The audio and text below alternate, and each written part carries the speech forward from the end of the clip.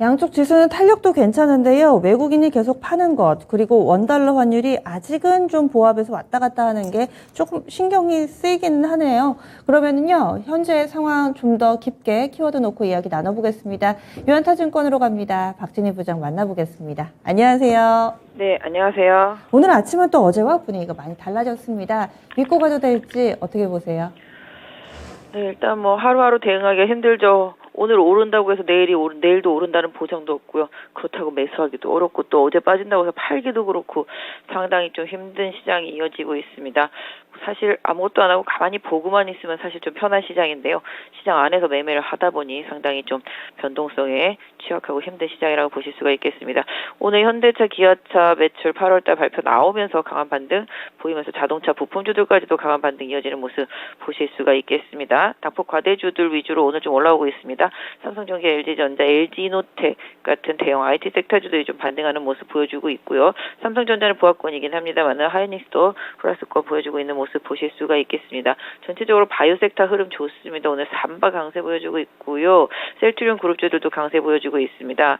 레고캠 바이오라든지 매드팩토도 급등세 보여주고 있고요. NK맥스도 강세 보여주고 있는 모습 보실 수가 있겠습니다. 미국 시장도 바이오 헬스케어 섹터 강세였듯이 우리 시장도 같은 흐름 이어서 보여주면서 하켈 이슈까지 임상 결과까지 기대하는 모습이고요. 특히 그 안에서 보시면 뭐 SK 케미칼 이제 SK 디스커버리가 SK 케미칼을 갖다 공개 매수한다라는 뉴스로 인해서 강세 보여주면서 SK 바이오사이언스까지 같이 강세 보여주고 있는 모습 보실 수가 있겠습니다. 그 외 대부분의 섹터 보신다면 그동안 시장을 좀 리딩했던 태조 이방원들이 좀 약한 모습이었습니다만 또 다시 또 빠르게 플러스권으로 반전되는 흐름 나타나면서 정말 주도주는 쉽게 죽지 않는다라는 모습을 계속 보실 수가 있겠습니다. 하지만 탄력도는 조금 떨어진 모습이라고 보시면 좋을 것 같고요.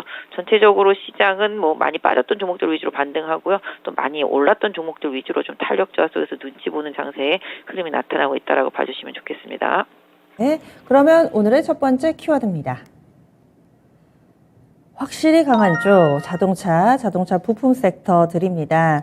얼마 전까지 미국발 악재에 좀 몸살을 앓았는데 어느새 보니까 그때 만들어진 상처, 낙폭을 모두 다 만회를 했더라고요. 게다가 오늘 굉장히 강한데요. 어떻게 보세요? 네, 최근 뭐 환율도 상당히 강한 편이고요. 현대 기아차가 8월달 판매 발표를 했습니다. 상당히 좀 합산 판매로는 18% 정도 상승하는 모습을 보실 수가 있겠고요. MS 같은 경우도 12.1%로 좋은 흐름을 보여주고 있습니다. 그러다 보니까 시장에서 좀 반응이 나온 모습 보실 수가 있겠습니다.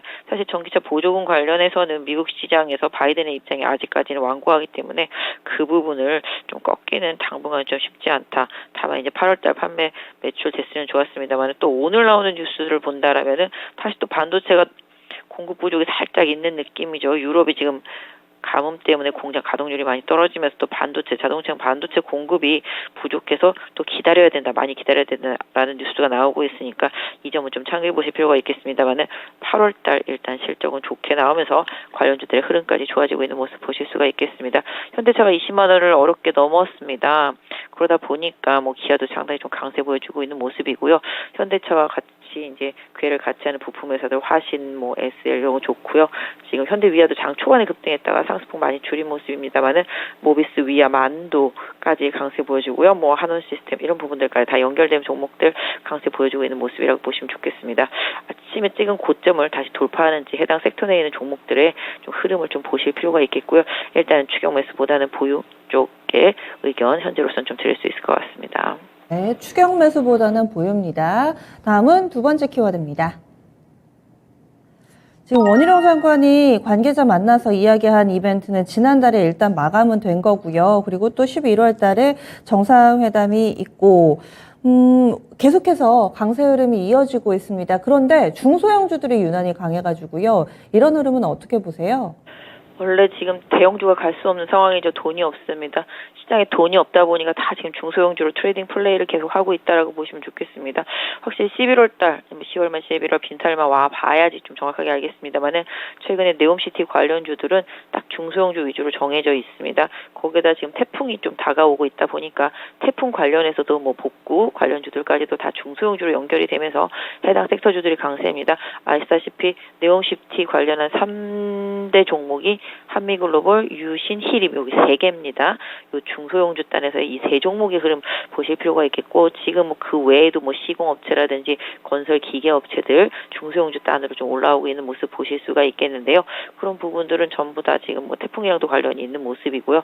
그다음에 최근에 뭐 계속 부각되고 있는 종목들이 뭐 이제 지금 SM 라이프 디자인 이런 모습들도 후발로 좀 올라오고 있는 모습 보실 수가 있겠고 뭐 도화 엔지니어링 이런 부분들도 같이 올라오고 있습니다. 결과적으로 중소형 단에서는 시공 시행 쪽들 흐름이 감리 뭐 이런 쪽들 흐름이 좋아지고 있는 모습 보실 수가 있겠는데요. 일단 중소형주들이 좀 대장주 역할을 해주고 있는 네온시티 관련주들에 대해서는 계속 꾸준히 좀 관심은 필요하다라고 말씀드릴 수 있겠고 뭐 건설 기계 섹터라든지 건설주 이쪽들은 조금 국내적으로 좀 안 좋은 내용들이 계속 나오고 있긴 합니다만은 멀리 본다라면은 또 좋은 종목들은 바닥권에서 잘 모아가야 될 시점이 아닌가 싶습니다.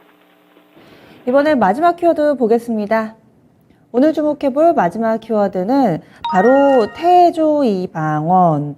그러니까 태양광조선, 2차전지, 방산원전 기존에 잘 갔던 종목군들이 오늘은 동시다발적으로 약세 흐름을 띠고 있습니다.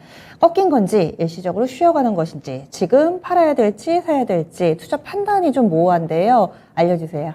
네, 저도 애매합니다. 갖고 있으면 진짜 애매할 것 같고요. 살려고 마음먹어도 애매한 것 같습니다. 하지만 꺾이지는 않았다. 이게 많다라고 보겠습니다. 추세 자체는 유효하고요. 이격이 과다한 상태에서 이격 조정이 좀 들어갔던 것으로 보여주고 있습니다. 보신다라면 아침에 마이너스에 있었던 LG 넥슨도 빠르게 플러스 수주 기대감 계속 이어지는 모습 보실 수가 있겠습니다. 하나 에어로스페이스도 플러스로 좀 전환되어 있는 모습 보실 수가 있겠고요. 지금 현대 롯데만 살짝 마이너스 거인데요. 오히려 방산주들은 좀 조정이 들어오면은 좀 저가에서 좀 분할 매수하는 전략이 좀 맞겠다라고 보실 수가 있겠고 조선주, 정유주는 지금 유가의 흐름을 좀 따라가시는 흐름이 좀 좋겠습니다. 최근에 좀 조정 받으면서 꽤 받았거든요. 지금 현대중공업, 현대미포 이격 조정 마무리된 이후에 수급 변화를 좀 살펴보시면서 대응하시는 전략이 좀 맞지 않나 싶습니다. 태양광 풍력도 다 마찬가지. 태양광 풍력은 전력가스 가격 유럽에서 움직이는 흐름 같이 맞춰서 보시고요. 일단 아까 말씀드렸던 대로 이격이 과다한 상태 속에서 이격 조정은 들어왔습니다만은 아직까지는 해당 업체들은 조정받으면 단기적으로 좀 기회 접근하는 게 좀 유리하다라고 보실 수가 있겠고요. 지금 보시면 2차전지 섹터주들도 마찬가지입니다. 2차전지 섹터주들도 조정 이후에 또 빠르게 저가 매수가 들어오고 있기 때문에 역시 이쪽도 솔직히 좀 접근하기는 쉽지는 않습니다. 2차전지 폐배터리 이쪽들은 접근하기는 쉽지는 않지만 항상 장중에 흔들 때 기회를 주면은 뭐 트레이딩성으로 접근했다가 저점에 이탈되면 바로 손절매하는 전략을 동시에 쓴다라면은 또 기회도 계속 제공된다라고 보겠습니다. 그래서 2차전지 쪽들도 계속적으로 국내 셀업체들의 수주 합작 공장 얘기 계속 나오면서 계속 그 부분 연결지어 볼 수 있겠고요. 폐배터리 쪽의 흐름도 계속 유효하게 이어진다. 다만 아까 말씀드렸던 대로 조정이 들어오면은 기회지 그게 이제 뭐 셀 포인트 뭐 보유하고 있는 분들한테는 단기적으로는 뭐 그럴 수 있겠습니다만은 고점에서 못 팔았다라면은 이격 조정을 활용한 뭐 저가 매수 전략 내지는 보유하신 분들은 지지력 확인 후에 추가 대응하는 게 좀 맞겠다. 그래서 태조 이방원은 아직은 일단 안 죽었다라고 보시는 게 맞겠습니다. 네. 그러면 오늘의 오프닝 픽은요? 네, 뭐 지금 시장 많이 어지럽습니다만은 그럼에도 불구하고 시장이 변동성 보이면서 가격 메리트가 있는 종목들의 순환매가 계속 나타나고 있습니다. IT 섹터, 코스닥 쪽 보시면 기판 섹터 흐름 괜찮습니다. 대덕전자도 그렇고요.